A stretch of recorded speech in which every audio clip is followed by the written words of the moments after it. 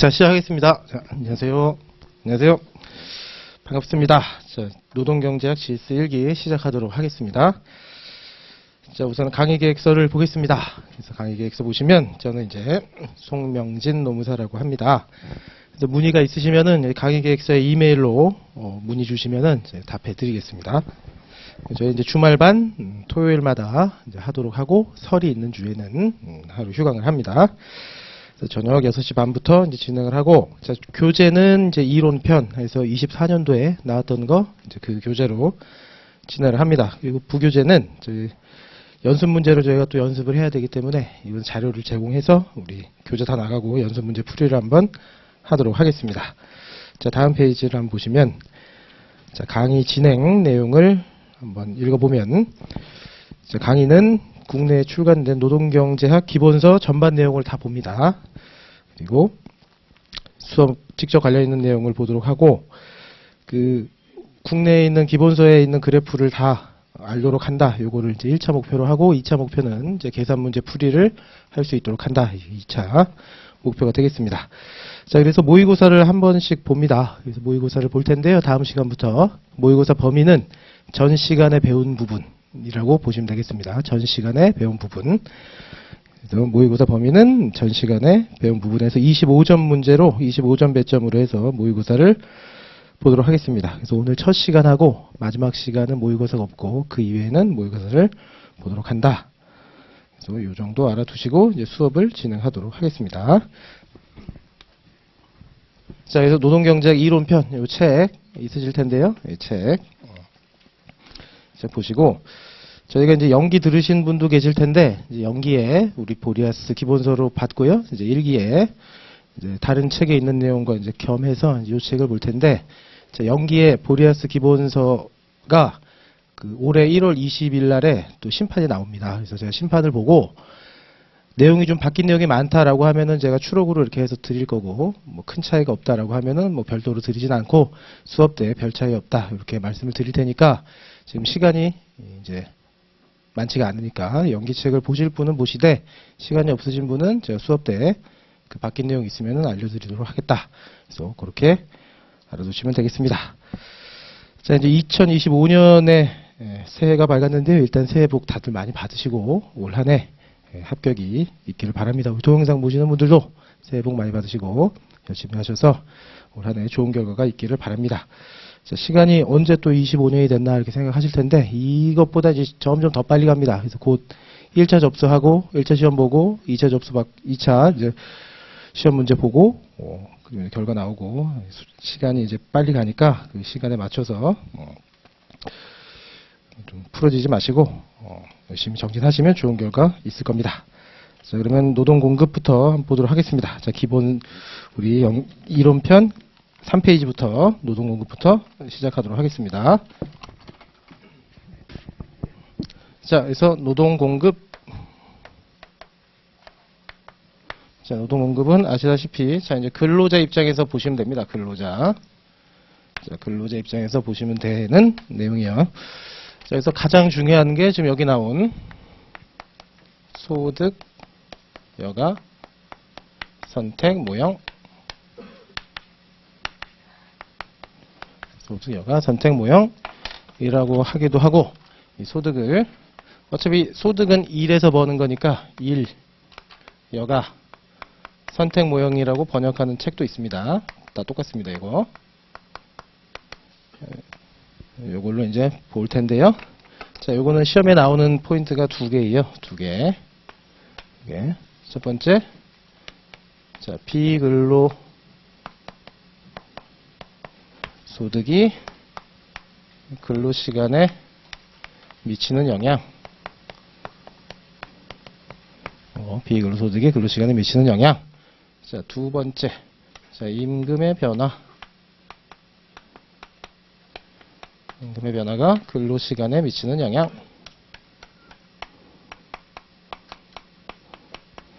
자, 이제 이렇게 2개입니다. 근로시간에 미치는 영향. 비근로소득이 바뀌었을 때 근로시간 어떻게 되느냐. 그리고 임금 바뀌었을 때 근로시간 어떻게 되느냐. 그러면 요건 거고. 그러면 최초에 균형이 이렇게 있을 거예요. 최초의 균형이 있을 거예요. 자, 몇 시간 일했다. 이렇게. 이 균형에서 비근로소득이 바뀌면은 어떻게 되느냐? 임금이 바뀌면 어떻게 되느냐? 이렇게 이제 출제가 됩니다. 자, 그럼 최초의 균형은 어떻게 달성이 되느냐?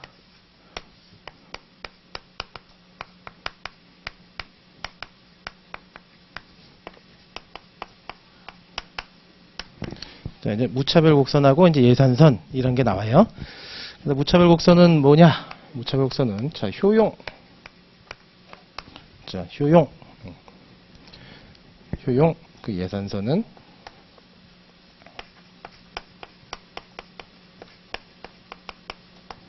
자, 이렇게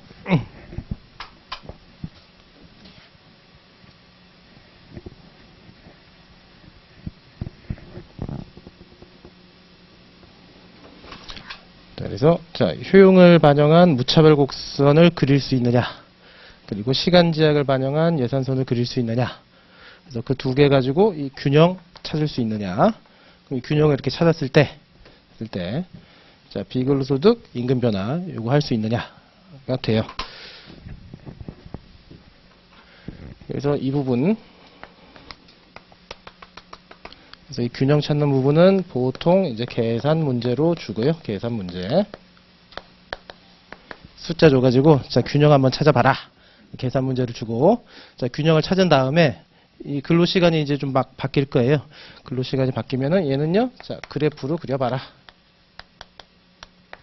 그래서 이제 시험 문제는 이제 이런 흐름으로 나옵니다. 그래서, 균형 안 봐도 되겠네, 이거. 어차피 균형 상태에서 비근로소득이랑 임금 변화 물어볼 텐데 균형 굳이 안 봐도 될 텐데 그게 아닙니다. 계산 문제로 나옵니다. 얘도. 그래서 두 파트로 나눠서 한번 보도록 하겠습니다. 그래서 자, 그러면은 이제 1절 근로자의 선호.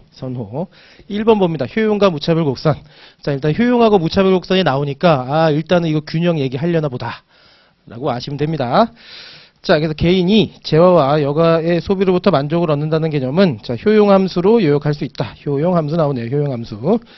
그래서 이 효용함수는 어떤 사람이 재화와 여가의 소비하면서 만족도, 행복감 측정하는 지수로 표현을 한답니다. 자, 그럼 첫 번째, 자, 효용이란 개념 나오네요. 자, 효용. 자, 효용. 효용은 자, 쉬운 말로 이제 만족감인데요. 만족감. 효용은 어떻게 구성이 되느냐? 효용은 자, 소득 그리고 여가 시간. 자, 소득 혹은 소비라고도 합니다. 소비. 자, 시험 문제 소득이라고 나오면 소득이라고 쓰면 되고 소비라고 나오면 소비라고 쓰면 됩니다. 그래서 결국에는 근로자들은 소득, 쉬운 말로 돈. 자, 돈 많으면은 이제 만족감, 기쁨을 느끼는 거고, 그리고 이제 시간. 또 이제 여유 시간이 많으면은 만족감을 느낀대요. 그래서 두 개. 요거 말고도 이제 만족감 주는 거 많은데, 이 두 가지를 벗어나면은 이제 분석을 할 수가 없으니까 여러 개 많은데 이 두 개만 있다고 가정하겠습니다. 두 개만 있다고. 자, 그래서 얘를 이렇게 말로 쓰지 말고, 식으로 한번 써보자. 식으로 한번 써보자. 그래서 소득, 소비를 C라고 하고, 이렇게 C라고. 자, 여가를 L이라고 하겠습니다. L. 이렇게. 그래서 얘가 효용함수예요. 효용함수. 근로자의 만족감을 나타내는 걸 식으로 한번 나타내 본 겁니다. 간략하게 식으로. 얘를 효용함수라고 합니다. 효용함수. 여기까지. 효용함수. 그래서 식 1은 이 효용함수예요. 그래서 C는 돈입니다. 돈. 소비 혹은 소득. L은요, 여가시간. 그래서 U는요, 효용이에요. 효용. 그래서 사람의 효용은 그러니까 소비하고 여가로 결정이 된다라는 거를 이제 말로 안 하고 식으로 이렇게 간략하게 표현할 수 있어서 효용함수다 이렇게 부릅니다. 자, 밑에서 두 번째 단락. 그림 1은 특정 수준의 효용을 주는 소비와 여가의 여러 조합을 그림으로 표현한 것. 이러한 점들의 궤적을 무차별 곡선이라고 한답니다. 자, 무차별 곡선 한번 그려보면, 자, 일단 가로축하고 세로축에다가 이제 나중 되면 헷갈리지 않는데 가로축에다 뭘 넣어야 되지라고 하면은 항상 분석의 대상이 되는 주인공을 여기다 넣습니다. 주인공. 여가 시간. 그래서 혹시라도 가로축, 세로축 헷갈리시면은 주인공이 가로축에 간다. 보시면 돼요. 주인공이 가로축에 간다. 왜 우리가 항상 이 x, y 있으면은 시험 문제에 뭐 구하라고 해요? 이거 x를 구하라 이렇게 나오거든요. x의 값은 얼마인가? y 값 안 물어봅니다. x의 값은 얼마인가? 이게 주인공이 분석의 대상이 되는 게 항상 가로축으로 갑니다. 분석의 대상이 되는 게. 그래서 우리가 결국에 궁금한 거는 요 시간이에요. 시간. 근로자들이 몇 시간 일하느냐. 근로자들이 얼마 버느냐. 요 관심 없습니다. 이거는. 근로자들이 얼마 버느냐는 관심이 없어요. 근로자들이 몇 시간 일하느냐. 요게 관심이 있습니다. 몇 시간 일하느냐. 그래서 시간이 가로축, 세로축은요. 소득 혹은 소비. 자, 이렇게 돼 있고. 자, 이 효용함수로부터 무차별 곡선이란 걸 그릴 수 있어요. 무차별 곡선. 자, 무차별은요, 요거 조금 쉽게 번역하면은 동등. 무차별, 동등 똑같아요. 똑같다, 동등. 무차별. 차별이 없다는 뜻이거든요. 차별이 없다.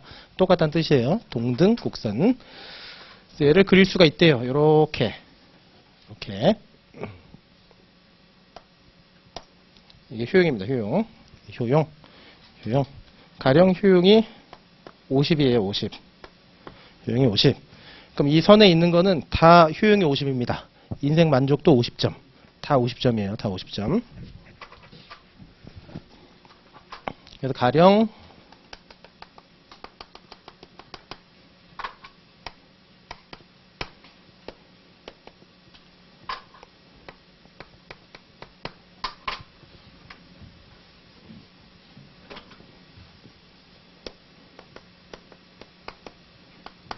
자, 50시간 50만 원 벌어도 50점짜리 인생이라고 생각을 하는 거고.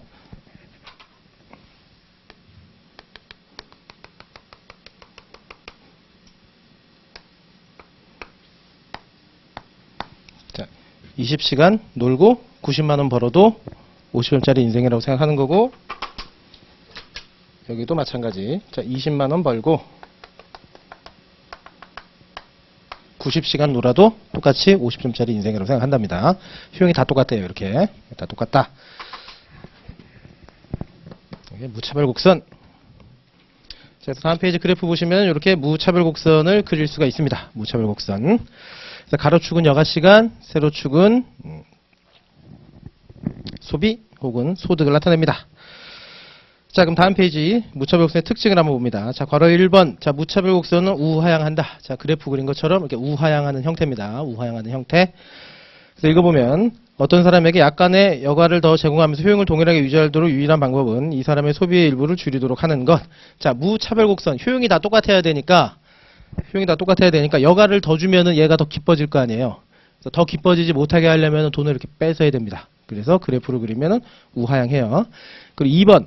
원점으로부터 멀리 떨어진 무차별 곡선이 더 높은 수준의 효용을 의미한다. 원점에서 멀어지면 멀어질수록 효용이 더 크구나 라는 사실을 알 수 있고. 3번 무차별 곡선은 서로 교차하지 않는다. 자, 이 교차하게 되면 분석을 할 수가 없습니다. 이게. 그래서 교차하지 않는다. 4번 무차별 곡선은 원점에 대해 볼록하다. 옆에다 써놓습니다. 직선이 아닙니다. 직선이 아니다. 직선이면은 이 현실하고 또 안 맞아지기 때문에 직선이 아니에요. 직선이 아니다. 원점에 대해서 자, 볼록하다고 합니다. 직선이 아닙니다. 자, 그래서 여기서 이렇게 보시면 자, 얘는 지금 50점짜리 인생이에요. 50점짜리 인생. 자, 그럼 얘는요. 얘는 자, 보시면 자, 똑같이 50시간 일했는데 얘는 이제 70만 원 벌거든요. 70만 원. 자, 노는 시간 똑같고 돈 더 벌잖아요. 그러면 얘는 효용이 더 높은 걸 의미해요. 그래서 얘는 70점짜리 인생이라고 생각할 거예요. 그래서 똑같이 여가시간 누리고 돈을 더 버는 상태가 되면 얘는 더 기쁘다라고 간주합니다. 그래야 분석을 할 수가 있어요. 그래야 더 분석을 할 수가 있으니까 이쪽으로 갈수록 효용이 더 커집니다. 이쪽으로 갈수록 효용이 더 커진다. 갈수록 밖으로 나갈수록 효용이 더 커진다. 저희 무차별 곡선의 특징이 되겠습니다. 자, 그래서 바깥으로 나갈수록 효용이 더 커진다고 우리가 이렇게 가정을 하고 분석을 해야 되기 때문에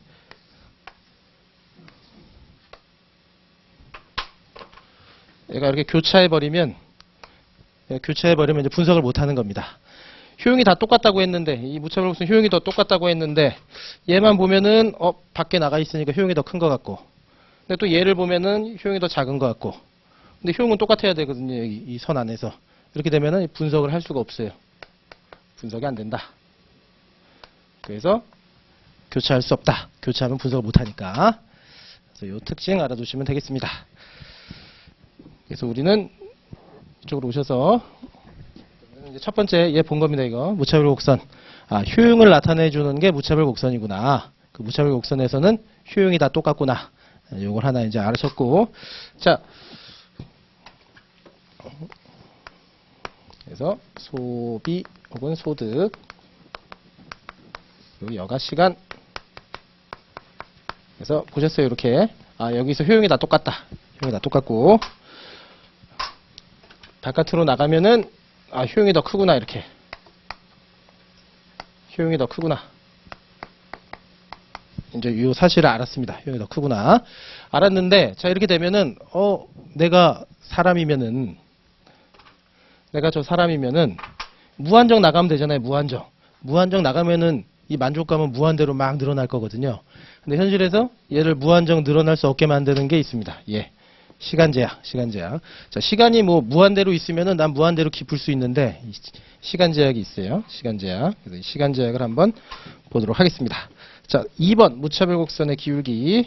잠깐 넘어가고요. 자, 7페이지 넘어옵니다. 7페이지. 자, 예산 제약선. 자, 제약. 1번 예산 제약. 자, 제약에 동그라미 하시고, 이 제약의 근본은요, 시간이에요. 시간 제약입니다. 시간 제약. 자, 돈 많이 벌면 좋고 많이 놀면 좋대요. 그럼 결국에는 돈 버는 거는 시간에 좌우되거든요. 내 시간이 무한되면은 뭐 시급 10,000원이라도 무한대로 일하면은 뭐 1억, 10억, 100억에 다 벌 수 있단 말입니다. 이렇게. 근데 그럴 수가 없어요. 시간 제약이 있으니까. 그 여가도 마찬가지. 무한대로 놀 수가 없습니다. 시간이 없으니까. 그래서 1번 예산 제약식. 자, 재화와 여가의 소비는 그 사람의 소득과 시간에 의해 제약을 받는다. 자, 시간 동그라미 하면 되겠습니다. 시간. 여기는 시간에 의해 제약을 받아요. 자, 재산소득, 배당소득, 복권당첨 소득 등과 같이 개인의 소득의 일부는 노동시간 관계없이 독립적으로 결정됩니다. 우리는 이러한 소득을 제출칩니다.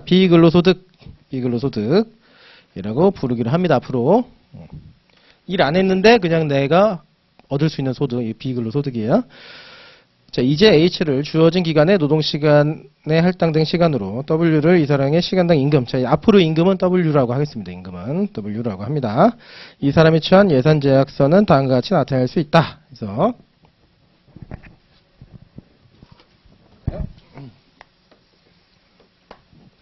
자, 결국에는 돈, 소득. 이 사람의 소득은 비근로소득 에다가 근로소득, 비근로소득에다가 근로소득으로 나눠져요. 자, 그럼 얘를 다시 쓰면, 자, 비근로소득은 근로시간이랑 관계없는 거, 근로소득은요, 임금 곱하기 근로시간입니다. 근로시간. 임금 곱하기 근로시간. 얘를 또 다시 쓰면 비근로소득은 V, 임금은요 W, 자, 근로시간은 H라고 쓰죠. 이렇게 H. 그래서 이렇게 나타낼 수도 있고 이렇게 나타낼 수도 있고. 그래서 이 비근로소득은 얘는 어떻게 할 수가 없어요. 고정입니다. 고정. 우리 부모님이 뭐 돈이 없으신데 비근로소득을 어떻게 내가 더 얻고 싶어도 못 얻어요. 이거는 고정값. 얘도 고정값이에요. 임금도. 시급 회사 가서 10만 원 달라고 해봐야 10만 원 안 줍니다. 이거 사장님 마음이에요. 내가 어떻게 할 수가 없어요. 내가 어떻게 할 수가 있는 거는 요거예요. 요거. 그래서 우리가 궁금하고 시험 문제 물어보는 거는 요겁니다. 요거. 근로시간 몇 시간이냐, 얘 몇 시간 일하느냐가 궁금한 거예요. 주어진 비근로소득과 주어진 임금에서 이 사람은 몇 시간 일하느냐, 요게 시험 문제로 나오는 겁니다. 그래서 이렇게 할 수도 있고, 이제 식을 우리 아까 그래프에 봤을 때, 자, 여기 소득, 소비, 소득 혹은 소비, 가로축을 여가시간이라고 했어요. 여가시간. 그래프에 근로시간이 없는데 얘를 어떻게 구합니까? 라고 물어보면 자, 비근로소득에다가 자, 임금 곱하기 원래 근로시간이었는데 총 시간에서 여가시간 빼면 됩니다. 이렇게 총 시간에서 여가시간을 빼면 돼요. 나에게 주어진 총 시간 요거는 정해져 있거든요. 이렇게 나에게 주어진 총 시간은 정해져 있어요. 어차피 정해져 있으니까 내가 몇 시간 놀지를 결정하면 나머지는 다 근로시간 될 거예요. 그래서 시험 문제를 다시 쓰면 자, 비근로소득에다가 임금 곱하기 자, 총 시간 T라고 씁니다. 그리고 여가시간 뭐로 했어요? L. 이렇게 여가시간 L. 그래서 시험 문제에 이거 다 줘요. 자, 비근로소득 얼마, 얘 임금도 얼마, 얘 총 시간도 얼마, 이때 얘 몇 시간 여가를 누리느냐. 자, 첫 번째, 자, 여가 시간 얼마냐. 이거 구하고 두 번째, 이거 가지고 근로시간 구해봐라. 이 패턴으로 나옵니다. 계산 문제가. 그래서 요 식을 알아두세요. 요 식. 주고 다 줍니다. 이거 비근로소득 임금 총 시간 다 줘요. 여가 시간만 구할 수 있으면은 이제 근로시간 구할 수 있어요. 자, 그럼 얘를 그래프로 한번 그려봅니다. 그래프로 싹 지우고 자, 계산서는 그래프로 그려볼게요. 소득 혹은 소비. 자, 소득하고 소비를 왜 자꾸 똑같다고 놓냐면 자, 현실에서는 우리가 돈 벌어서 저축을 하잖아요. 그래서 내가 1억 벌었다고 1억 다 소비하지는 않습니다. 저축하는데 여기에서는 저축이 없다고 봐요. 돈 번 거 다 쓴다고 봅니다. 그냥. 그래서 저축 개념이 없다고 보기 때문에 1억 벌었으면 1억 다 써요. 그래서 똑같습니다. 이 두 개는. 얘는 여가 시간. 자, 내 총 시간이 10시간이에요. 10시간. 임금은 시간당 1만 원. 자, 비근로소득은 5만 원입니다. 자, 시험 문제 이렇게 다 줍니다. 이렇게. 시험 문제 이렇게 다 주고, 자, 예산선 한번 그려보세요. 라는 거예요. 예산도 한번 그려보세요. 자, 그러면, 내 총 시간 얼마예요? 10시간. 10시간. 총 시간 10시간. 내가 10시간 주어졌으니까 내가 일 전혀 안 하고 하루 종일 놀아도 이제 10시간까지밖에 못 놀아요. 그래서 여가 시간은 10시간. 근데 10시간 내가 다 놀면은 내 소득이 0이어야 되는데 비근로 소득이 있네요. 집에서 5만 원씩 줍니다. 하루에 5만 원씩. 이게 비근로 소득이 돼요. 5만 원. 5만 원. 그리고 이때 자, 내가 9시간 놀아요. 9시간. 9시간 놀고 1시간 일합니다. 1시간. 1시간 일하면 이제 나는 얼마예요? 집에서 준 5만 원에 임금 만 원이니까 난 이제 6만 원. 자, 8이면요, 8. 2시간 일했으니까 7만 원. 그래서 이어보면은 이렇게 됩니다. 이렇게. 이렇게. 그럼 여기는 얼마예요? 여기는 비근로소득 5만 원에다가 내가 일해서 번 거. 내가 일해서 10시간 일하면은 10만 원 벌 수 있잖아요. 10만 원. 그래서 합이 15만 원 됩니다. 15만 원. 그래서 이게 예산선. 예산선이에요. 예산선. 자, 그래서 이쪽으로 가면 갈수록 근로시간이 늘어나는 거죠. 근로시간이. 그래서 근로시간 분석할 때는 이제 끝에서 이쪽으로 이렇게 끝에서 이렇게 측정한다는 사실을 알면 됩니다. 근로시간은.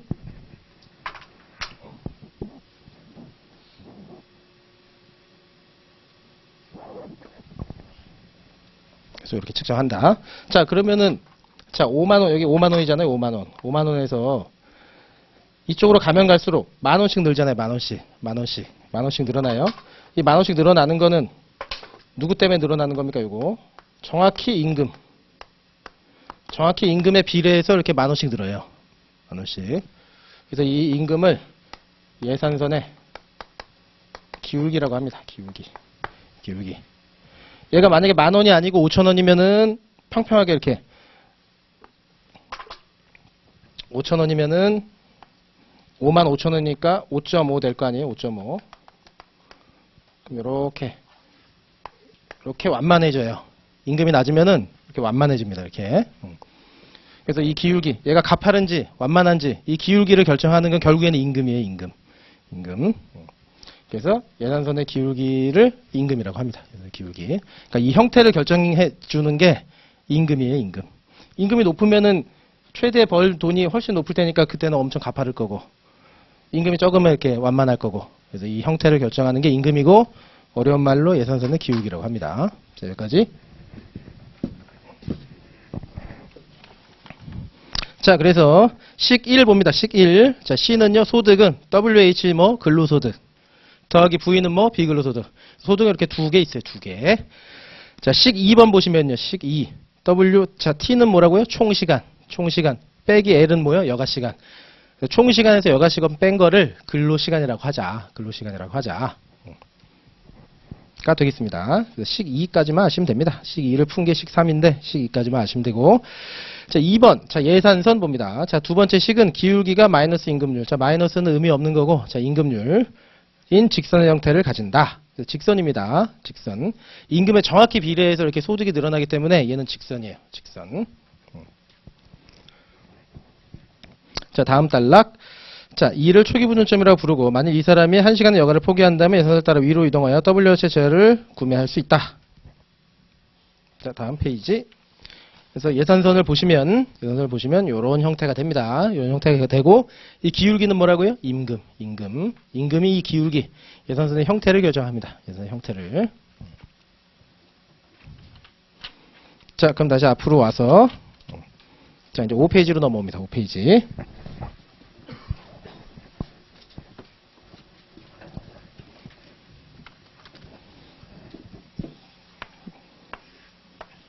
자, 그래서 자, 여기는 소득 혹은 소비. 저축 없다고 했으니까 똑같은 개념. 소득 혹은 소비 똑같습니다. 자, 그럼 여가시간. 자, 그래서 예산선이 이렇게 딱 정해져 있어요. 이렇게. 집에서 5만 원 주고 나가서 일하면 10,000원이에요. 그래서 이렇게 생겼습니다. 이렇게. 이 기울기는 임금. 자, 여기 생겼어요. 자, 이런 예산선 하에서 이제 한 근로자, 이 근로자가 이제 돈 좀 벌어볼까 하고 나옵니다. 돈 좀 벌어볼까 하고.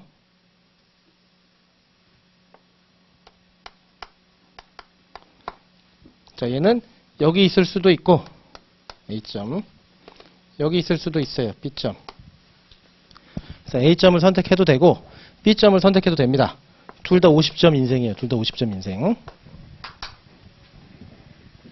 근데 굳이 얘가 여기를 선택할 이유가 없어요. 왜냐면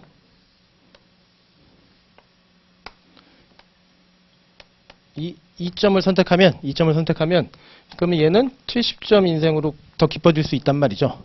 깊어질 수 있어요. 더 밖에 나가면요. 예산선을 벗어나면은 어떤 것도 도달할 수가 없기 때문에 예산선을 벗어날 수는 없습니다.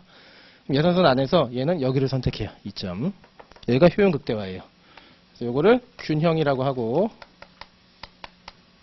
이때가 효용 극대화입니다. 극대화.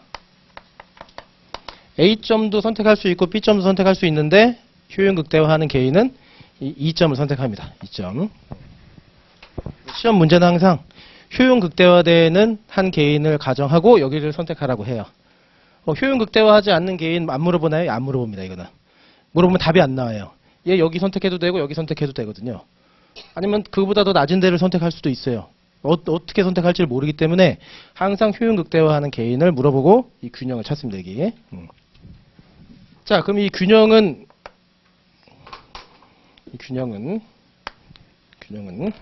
자, 균형의 뜻이 뭐라고요? 균형의 뜻. 균형. 이동의 유인이 없는 상태가 균형입니다. 이동의 유인이 없으면은 그걸 균형이라고 해요. 이동의 유인이 없으면 그걸 균형이라고 합니다. 균형. 자, 얘는요. 이동의 유인이 있죠, 얘는. 얘는 A점 가도 되고 B점 가도 돼요. 이런 건 균형이라고 하지 않습니다. 갈 데가 없을 때 2점, 여기. 그래서 균형은 다시 말해서 유일한 점이라고도 해요. 유일한 점. 딴 데 갈 데가 없는 점, 유일한 점. 이게 균형입니다. 균형.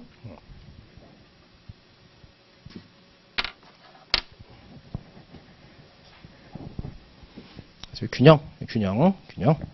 자, 그러면 이동의 유인이 있는 상태하고 이동의 유인이 없는 상태가 뭔 차이가 있느냐? 자, 보면은 이 A점 보면은요. 이 노란 선은 이렇게 생겼는데 이 빨간 선은 여기는 가팔라요, 이렇게. 안 맞아요. 기울기가 안 맞아요. 기울기가 안 맞습니다. 빨간 선은 이렇게 가파른데 이때 노란 선은 평평합니다. 여기도 마찬가지. 노란 선은 가파른데 빨간 선은요 평평해요. 안 맞아요. 근데 여기는요 똑같아요. 이 점은 기울기가 똑같아요. 기울기가 똑같습니다. 그게 균형이에요. 기울기가 똑같은 점. 기울기가 똑같은 점이 유일한 점, 균형점입니다. 유일한 점.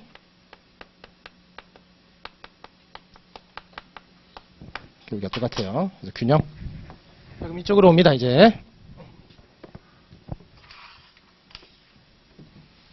자, 그래서 이제 시험 문제에서 자, 균형을 찾아보시오. 시험 문제에서 균형을 찾아보시오.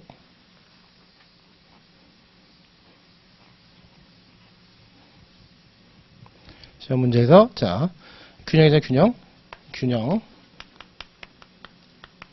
이 균형을 찾아보시오라고 하면 자, 기울기가 동일한 점이에요. 균형이 뭐냐 물어보면 기울기가 동일한 점이에요 라고 얘기하면 되고, 자, 예산선의 기울기는 아까 봤습니다. 예산선의 기울기.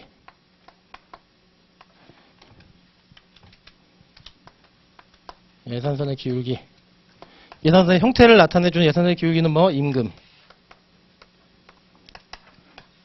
예산선의 기울기는 임금이에요, 임금. 임금 얼마 주냐에 따라서 얘가 평평할 수도 있고 가파를 수도 있어요. 임금입니다, 임금. 자, 그럼 기울기가 동일한 거니까 자, 무차별 곡선의 기울기만 알면 됩니다. 무차별 곡선의 기울기. 예, 무차별 곡선의 기울기는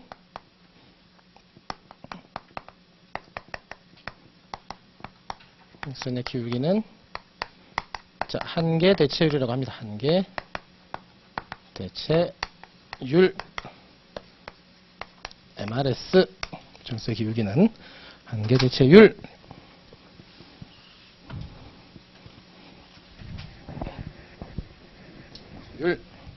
이라고 하고, 요거 한번 읽어볼게요. 자, 2번 5페이지 2번. 자, 무차별 곡선의 기울기. 자, 여가의 한계 효용은 재화의 소비를 그대로 유지한 채 한 단위 더 소비함으로써 얻는 효용의 변화로 정의. 여가의 한계 효용을 MUL이라고 표시한다. 이와 유사한 방식으로 여가 시간을 유지한 채로 재화 소비를 1달러 더하는 경우 발생하는 효용의 변화로 소비의 한계 효용을 정의한다. 소비의 한계 효용은 MCU라고 표시합니다. 우리는 여가 소비 모두 효용을 주는 바람직한 활동이라고 가정하기 때문에 여가 한계 효용은 모두 양수. 자, 그림 1에 X에서 Y로 무차별 곡선을 이동함에 따라 무차별 곡선의 기울기는 출처입니다. 무차별 곡선의 기울기는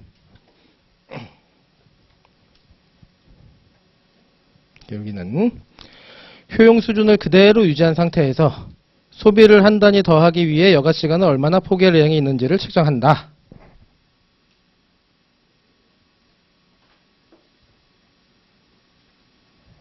자, 그래서 한번 볼게요. 이쪽 와서. 이건 다 보셨으니까 이거 지우고.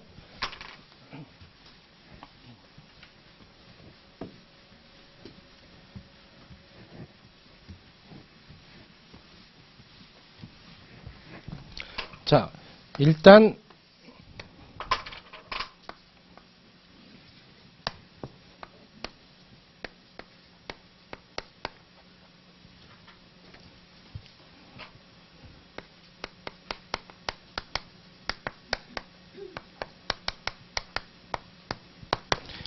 예산선의 기울기는 직선이라서 이게 안 바뀌어요. 10,000원이면 10,000원. 딱 고정돼 있습니다. 그 고정돼 있어서 10,000원. 예산선의 기울기는 쉬워요. 딱 정해져 있으니까. 자, 근데 문제는 무차별 곡선의 기울기예요. 무차별 곡선.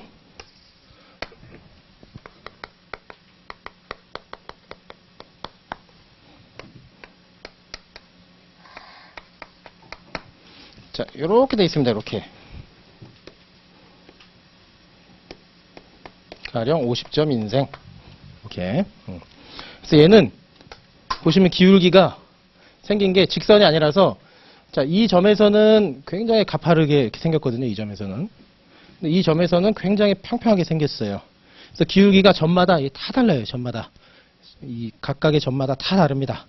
그래서 이 기울기를 이거 어떻게 측정할 거냐? 어떻게 측정할 거냐? 그래서 무차별 곡선의 기울기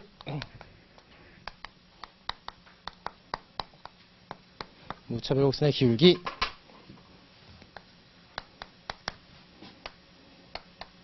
자, 이렇게 A점, B점 있잖아요. 자, 무차별 곡선의 기울기는요. 기울기는 그냥 그림이에요. 그림 가지고 보면 무차별 곡선의 기울기가 어떠니? 그림에서 보니까 라고 하면 자, A점은요. A점은 가파름 혹은 기울기가 크다. 자, 우리가 말로 설명하면 이렇게 쓰면 됩니다. A점은요. 여기 가파라요. 이렇게. 굉장히 가파라요. 이렇게 얘기해도 되고 기울기가 굉장히 크네요. 네, 크네요. 이렇게 얘기할 수 있고 자, B점은 완만함. 기울기가 작다. 자, 기울기가 거의 없다. 이거 평평하다. 완만하다. 말로 설명하면 이렇게 설명하면 됩니다. 말로 설명하면. 자, 근데 이 기울기를 자, 계산 문제로 이렇게 치환해서 보면 자, 이 기울기가 이렇게 말로 추상적으로 설명하지 말고 그러니까 기울기가 얼마냐? 10이면 10, 5면 5. 숫자로 한번 비교해 보자. 그래서 얘를 숫자로 표시하는 게 한계 대체율이에요.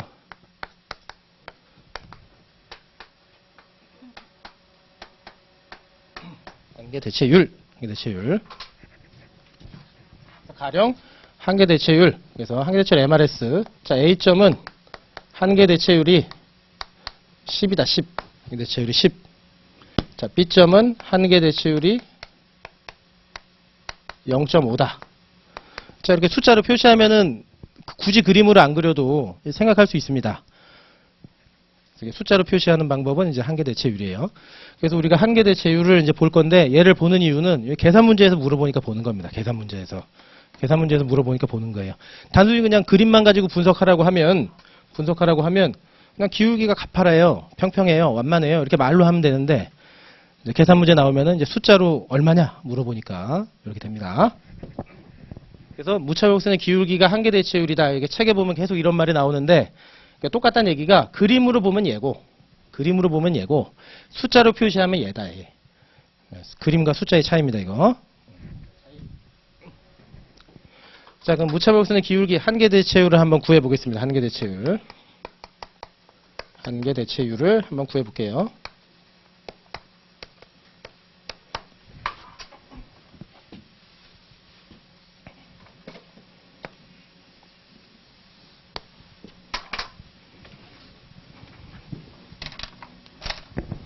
자, 시험 문제에서 자, 이 부분하고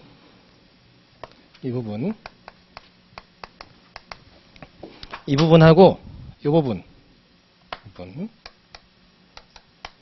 부분의 한계 대체율이 궁금하대요. 한계 대체율을 한번 구해 보겠습니다. 그러면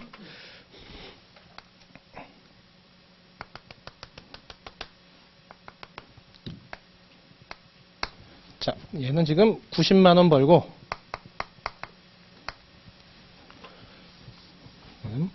90만 원 벌고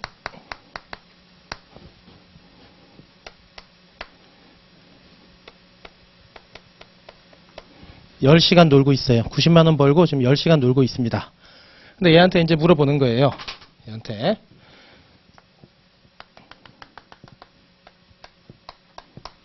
야, 여가 1시간 더 줄 테니까 너 얼마 포기할래? 이 포기하는 값을 측정하면 이제 이게 딱 기울기 되거든요. 얼마 포기할래? 물어보는 거예요. 그래서 얼마 포기할래? 물어봤더니 자, 80만 원이에요. 80만 원. 그래서 10만 원 포기하겠대요. 10만 원 포기하겠답니다. 나 여가 1시간만 주면 나 돈 10만 원 포기할게. 그래서 보시면 한계 대체율을 어떻게 구한다? 자, 자, 여가 1시간 변한다는 얘기입니다, 이거. 여가 1시간 더 줄 테니까, 1시간 더 줄 테니까, 너 소득 얼마 포기할래? 혹은 소비 얼마 포기할래? 에요. 소비 얼마 포기할래? 그래서 1시간 더 줄 테니까 얼마 포기한대요? 예? 10만원 포기한대요. 10만원. 10만원. 그래서 이렇게 되면은 이제 마이너스 10 나오니까 부호는 중요한 게 아니거든요. 그래서 부호를 없애기 위해서 이렇게 앞에 마이너스를 붙여주면 됩니다. 그래서 부호가 안 중요하다는 뜻이에요. 마이너스 붙이고 안 붙이고 중요한 게 아닙니다, 이거. 숫자 크기가 중요한 거라서. 그러면은 얼마랍니까? 10이래요, 10. 그럼 얘는 한계 대체율이 10이에요, 저기에서. A 파트는 한계 대체율이 10입니다, 10. 이거죠, 이거. 한계 대체율이 10. 자, 그럼 B 부분을 한번 볼게요, B 부분.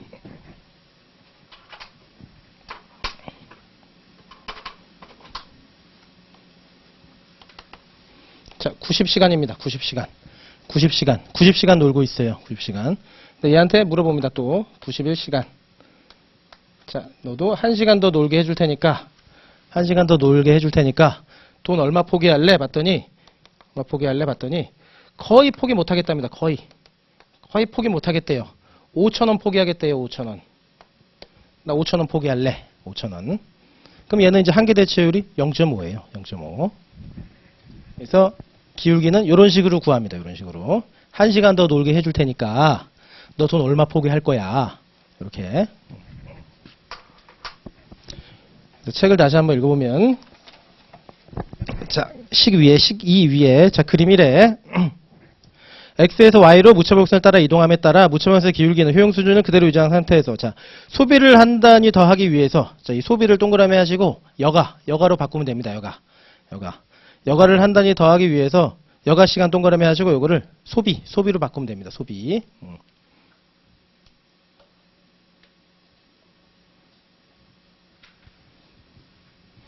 그래서 이제 책에는 이렇게도 설명할 수 있거든요.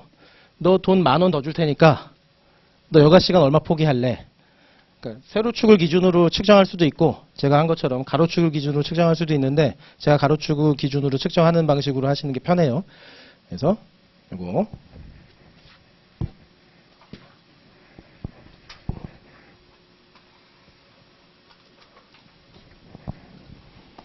그래서 소비를 한 단위 더하기 위해서 여가 시간 얼마 포기할래 하고 자, 여가를 한 단위 더하기 위해서 소비 얼마 포기할래 하고 다 똑같은 말입니다. 그거 다 똑같은 말이에요. 가로축을 기준으로 측정할 거냐 세로축을 기준으로 측정할 거냐 그 값은 다 똑같습니다. 그래서 이렇게 그래서 밑에 식 보시면은 어떻게 해요? L. 자, 여가 1시간 더 줄 테니까 너 소비 얼마 포기할래? 이거죠. 소비 얼마 포기할래? 10이 될 수도 있고 0.5가 될 수도 있어요. 어느 상황에 처했는지에 따라서 다 다릅니다. 다 달라요. 한계 대체율은 이런 방식으로 측정한다. 이런 방식으로.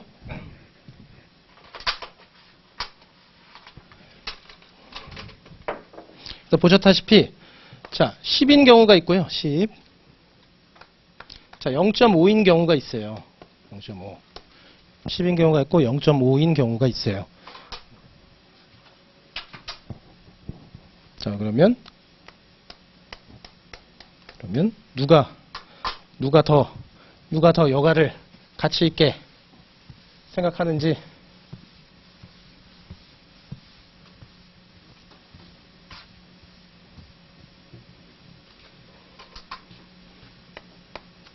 여튼 뭐 여가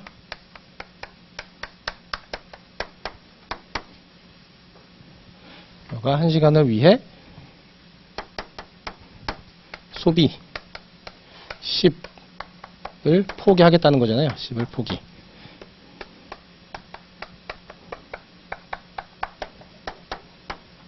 소비 0.5만을 포기.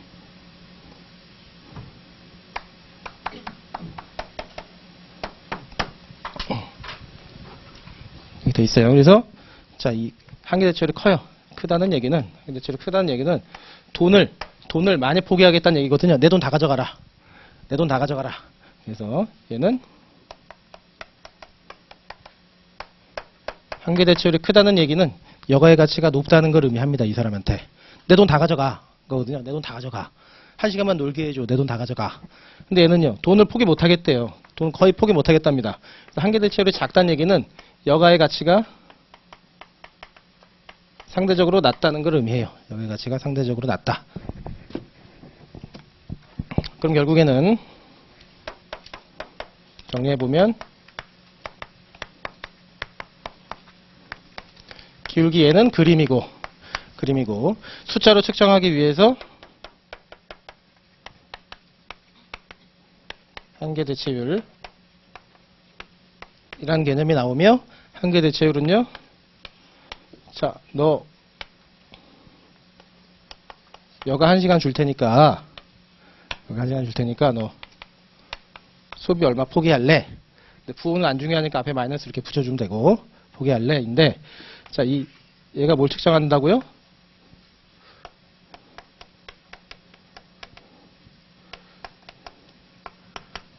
여가의 가치를 측정한다고요. 여가의 가치를 측정해요.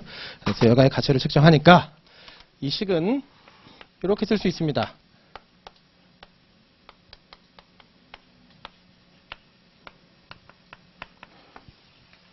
그래서 이렇게 얘를 기억하면 됩니다.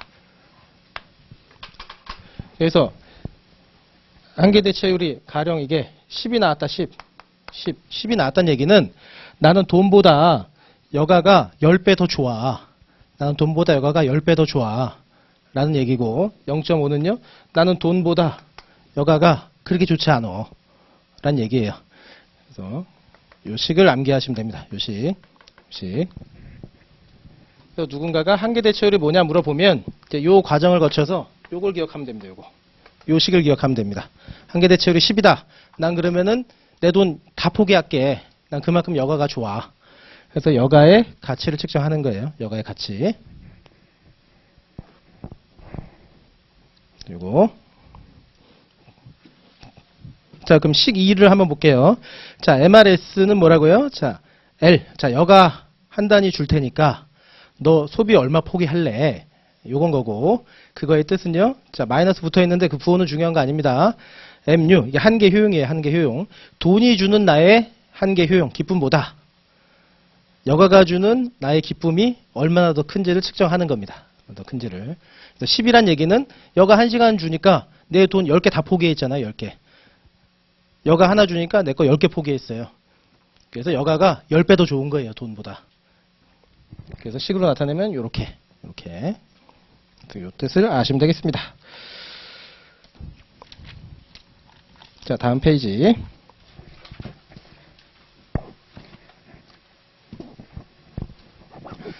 자, 그래서 무차별 곡선이 원점에 대해 볼록하다는 가정은, 자, 아까 직선이 아니라고 그랬었는데요. 직선이 아니라는 가정은 본질적으로 무차별 곡선 위의 움직임에 따라 한계대체율이 어떻게 변하는지에 대한 가정입니다. 볼록선 가정은 근로자가 상당한 양의 재화를 소비하고 여가는 매우 조금만 누리고 있는 경우 무차별선의 기울기가 더욱 가파르고 반대로 소비는 매우 적게 하고 여가를 많이 누리고 있을 때는 그 기울기가 평평한다는 걸 의미합니다. 결과적으로 무차별 곡선 기울기의 절대값 곡선 위에 아래로 더 감소하다. 따라서 볼록선의 가정은 자, 출시입니다. 한계대체율 체감. 가정과 같다. 한계대체율 체감. 한계대체율이 점점 체감한대요. 한계대체율이 뭐라고요, 이거? 한계대체율이 여가의 가치. 그러니까 여가가 늘어나면 늘어날수록 얘 가치는 점점 떨어져요, 이제. 10시간 지금 하루 종일 놀고 있는데 1시간 더 놀게 해준다고 그게 기쁠까요? 안 기뻐요. 그래서 한계대체율은 체감합니다. 여가의 가치는 점점 체감한다는 얘기예요. 자, 가령 이제 이쪽으로 넘어와서 자, 하루에 혹은 일주일에 내가 10시간밖에 없어요. 하루에 노는 시간 1시간 정도밖에 없습니다. 그럼 나 1시간만 놀게 해주면 얼마나 좋아요. 돈 포기하죠. 내 돈 포기할게. 나 좀 쉬자. 포기할 텐데. 근데 이제 여가가 늘어나서 90시간 되면은 1시간 놀게 해줘봐야 할 게 없어요, 이제. 할 게 없습니다, 이제. 그 돈도 없어요. 포기할 돈도 없어요, 이렇게 되면. 이렇게 되니까 얘는 직선으로 도출될 수가 없어요. 직선으로 도출될 수가 없습니다, 얘는. 그래서 한계대체율 체감이다. 여가의 가치는 여가가 늘어나면 늘어날수록 점점점 떨어집니다. 이렇게. 자, 3번 근로자 사이의 선호의 차이. 그래서 한 개인도 자, 여가가 많으냐 적으냐에 따라서 여가의 가치가 높은지 낮은지 이렇게 달라져요. 그래서 여가의 가치가 10일 때도 있고 내가 많이 놀면 0.5일 때도 있었어요. 근데 또 사람마다도 다르답니다. 사람마다도. 이쪽으로. 다 보셨으니까 이거 지우고.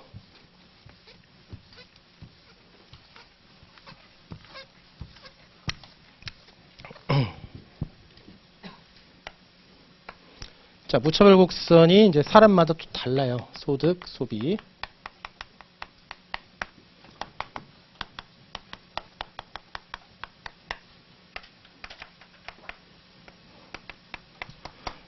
자, 한 명은 무차별 곡선이 이렇게 평평합니다. 전반적으로.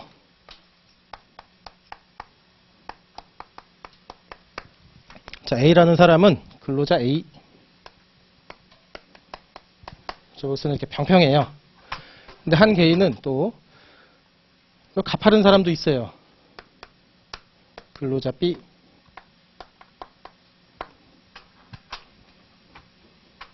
자, 전반적으로 무차별곡선의 기울기가 완만하잖아요. 완만하다는 얘기는 한계 대체율이 작다는 얘기예요. 한계 대체율이 작다는 얘기. 근데 한계 대체율 뭐라고요? 여가의 가치. 그래서 얘는 전반적으로 여가를 중요하게 생각 안 합니다. 얘는 여가를 별로 중요하게 생각 안 해요. 여가의 가치.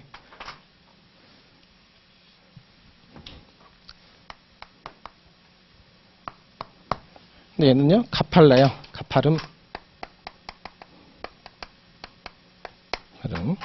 자, 얘는 가파르니까 숫자로 계산하면은 한계 대체율이 전반적으로 클 거예요. 다 전반적으로 가파르니까. 그럼 얘는요, 여가의 가치가 높아요. 여가를 좀 중요하게 생각하는 사람이에요. 얘는. 그래서 어려운 말로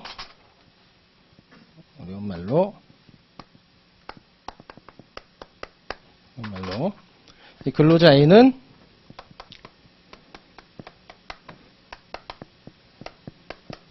여가를 선호하는 사람이라고 합니다. 여가 선호자. 여가의 가치가 높으니까 여가를 좋아하는 사람이에요. 여가 선호자. 그럼 얘는요, 여가 비선호자? 여가 비선호자가 아니고 얘는 여가 대신에 뭘 좋아하는 사람이에요? 얘는 소득 선호자입니다. 소득 선호자.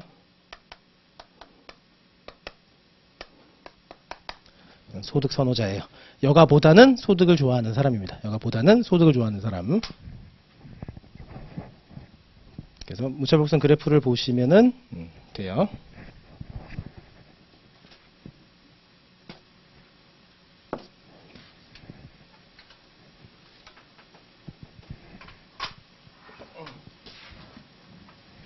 자, 여기까지 한번 읽어볼까요? 자, 3번 근로자 사이의 선호의 차이.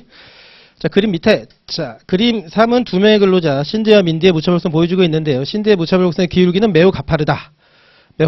자, 그림으로 보면은 기울기가 가팔라요. 이렇게 얘기하는 거고, 이어서 보면, 이는 그녀가 느끼는 한계 대체율이 매우 크다. 숫자로 계산하면은, 한 10, 20 나올 거예요, 전반적으로. 숫자로 계산하면은 숫자가 크게 나타나는 것을 시사한다는 얘기입니다. 즉, 신디에게 1시간의 여가를 포기하도록 만들기 위해서 상당한 정도의 소비를 추가할 수 있을 만큼 근전적인 보상을 해야 된다. 즉, 여가의 가치가 높은 얘기입니다. 높아요, 얘는. 신디는 명백하게 주치입니다. 여가를 매우 좋아하는 사람입니다. 여가 선호자입니다. 얘는 여가 선호자. 가파르면 여가의 가치가 높은 사람이에요.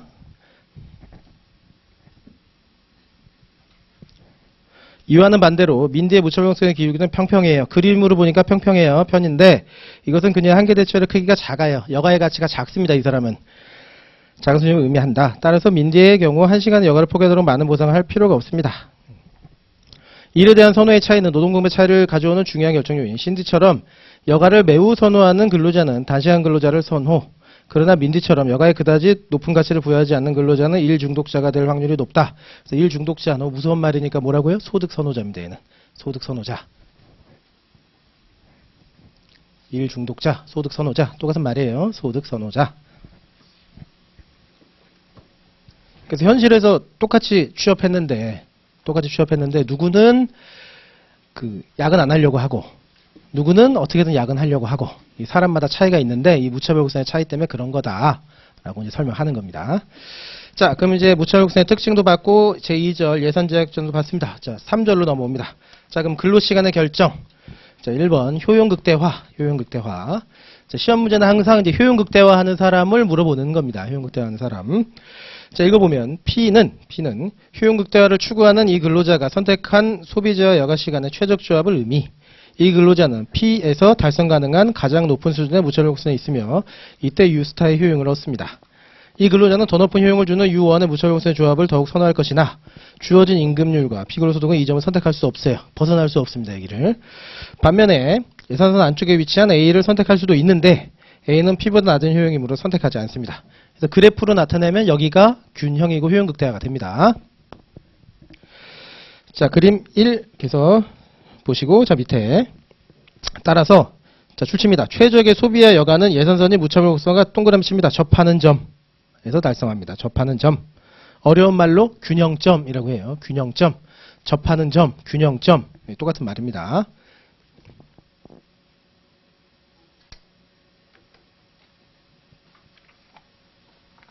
균형점. 자, 그럼 이제 여기다가 자, 그래프로 한번 효용극대화를 설명해 보시오. 라고 하면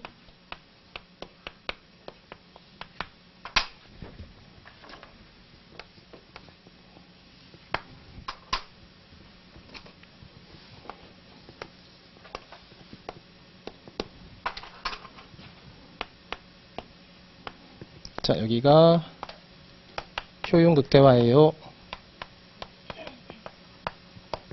자, 그림으로 설명하면 이렇게 설명하면 됩니다. 그림으로 설명하면. 그래서 효용극대화고요. 효용극대화고. 자, 근로시간은 자, 가령 총시간이 10시간. 총시간이 10시간. 그리고 여기가 4 나오면 자, 근로시간은 몇 시간이에요? 그러면 근로시간은 6이죠. 6. 총시간에서 여가시간 뺀 거.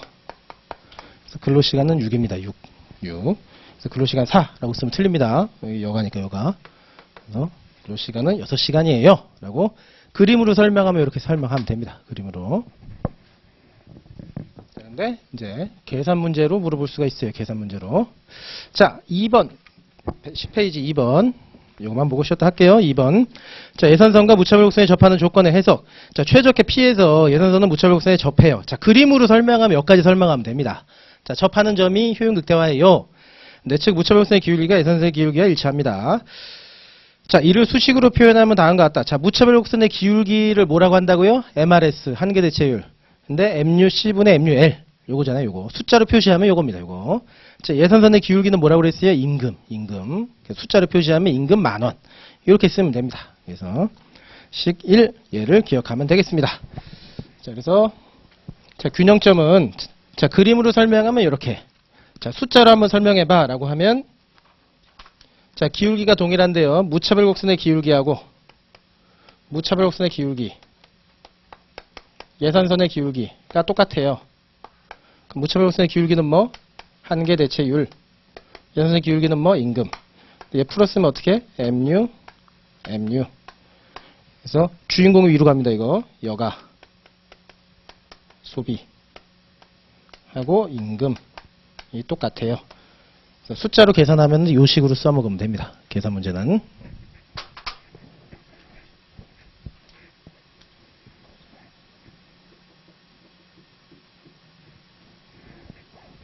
그래서 계산 문제로 일단 얘 줄 거예요. 계산 문제로 얘. 자, 효용극대화되는 수준을 계산하시오 해서 얘를 줍니다. 그리고 얘 주고 그림으로 그려봐. 6시간이라는 거. 이게 10점에서 많으면 15점. 주고. 자, 여기서 이제 근로시간 6시간에서 뭐 5시간으로 바뀐다, 이제. 바뀌는 거, 이제 확장 문제로 10점에서 15점으로 이제 얘네 두 개 주는 거예요. 이렇게.